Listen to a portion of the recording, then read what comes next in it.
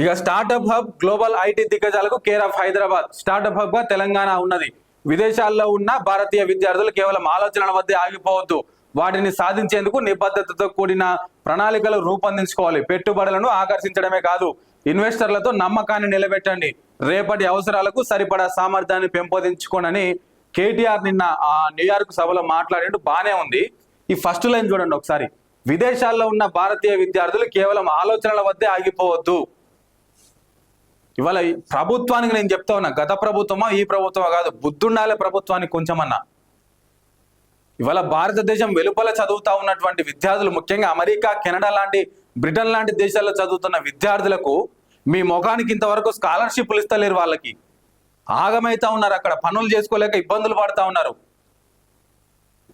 ఇవాళ మీరిచ్చే ఆ 20 లక్షల రూపాయలు ఇస్తే వాడు చదువుకొని వాడు బాగుపడితే, వాడు ఏదైనా కంపెనీ పెట్టుకుంటే తిరిగి పెట్టుబడులు మన రాష్ట్రానికి తీసుకొస్తాడు కదా. వాడు ఏదైనా రియల్ ఎస్టేట్ భూమి కొనాలంటే మన రాష్ట్రంలోనే కొంటాడు కదా. ఏదైనా పొలం కొనాలంటే మన రాష్ట్రంలోనే కొంటాడు కదా. అక్కడ సంపాదించిన భూమి తీసుకొచ్చి మళ్ళీ ఇక్కడనే ఖర్చు పెట్టేది. ఆ ట్యాక్సులు బీక్సులన్నీ మనకే కదా వచ్చేది. బుద్ధుండాలే. ఎందుకు చెప్తున్నారు మీరు విదేశీ విద్య మీద? తీసేయండి అసలు, దాన్ని పెట్టకండి దాన్ని అసలే. నిన్న బాబు జగజీవన్ రామ్ సాక్షిగా చెప్పారు కదా, 30 కోట్ల రూపాయలు పెట్టి మేము ఇంకొక విగ్రహం కడతాము, భవనం కడతామని చెప్తారు కదా.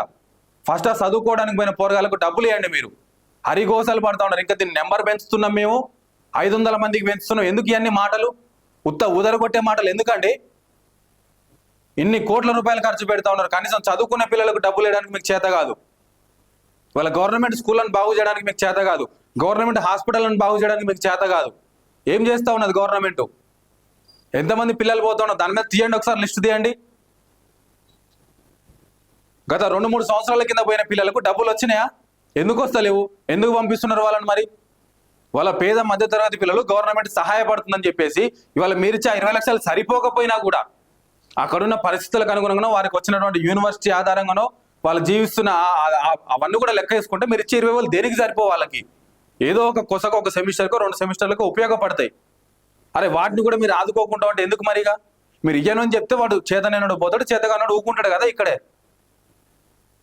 మళ్ళీ దాని మీద అమెరికాకు పోయిన భారతీయ విద్యార్థులందరూ మీ ఆలోచనలన్నీ తీసుకొచ్చి మళ్ళీ ఇక్కడనే పెట్టాలి. మేము మీ కోట్లు పెట్టి చదివిస్తున్నట్టు ఏదో పెద్ద బిల్డప్లు. మళ్ళా ఇది వ్యక్తిని ఉద్దేశించి అనట్లేదు, ప్రభుత్వాన్ని ఉద్దేశించి అంటున్నాను నేను. కూర్చోబెట్టండి, తీయండి, ప్రభుత్వాన్ని పిలిపియండి, ప్రభుత్వ పెద్దలను పిలిపియండి. ముఖ్యమంత్రి ఉన్నాడు కదా. పోయినసారి ఇదే అంబేద్కర్ జయంతికి 300 మంది ఉన్నటువంటి విద్యార్థులు 500 మందికి పెంచారు. ఎంతమందిని పంపిస్తున్నారు? ఎంతమందికి డబ్బులు ఇస్తున్నారు మీరు? వాళ్ళ స్కాలర్షిప్లు ఎంతమందికి ఇస్తారు? రియంబర్స్మెంట్లు ఎంతమందికి ఇస్తారు? మీరు తీయండి, లెక్కలను తీయండి. అవన్నీ అడిగేటోడు లేకనా? ఆ మ్యాచ్, ఈ మ్యాచ్, ఇది అదని చెప్పేసి కోట్ల రూపాయలు ఖర్చు పెడతా ఉన్నారు కదా. అడిగేటోళ్ళు లేకనా? ఎడిపోతా ఉన్నది. వాళ్ళు చదువుకుంటే ఎవరికి ఉపయోగపడతారు రేపు? మళ్ళా మీరే కదా అక్కడ పోయి సత్యనాథెల్ల మావోడే, సుందరి పిచాయి మావోడే అని ఎందుకు ఆ డైలాగులు ఎందుకు చెప్పుకోవడం? తెలంగాణకి వెళ్ళి తయారు చేయ ఒక 5 మందిని నువ్వు అట్లా. తెలంగాణకి వెళ్ళి ఒక 2 తయారు చేయను అట్లా, పెద్ద పెద్ద ఇన్వెస్టర్లని. దానికి చేత కాదు మనకి. ఎంత బాగా ఇంకా విదేశాల్లో ఉన్న భారతీయ విద్యార్థులు తమ ఆలోచనలు మొత్తం భారతదేశంలో పెట్టండి. మేము డబ్బులు ఇస్తే మీకు చదువుకోవడానికి, మా వల్లనే మీరు సంపాదిస్తారు, తీసుకొచ్చి మీ డబ్బులను నేనే పెట్టండి అని చెప్తున్నారు. మళ్ళీ ఎంత బాగా.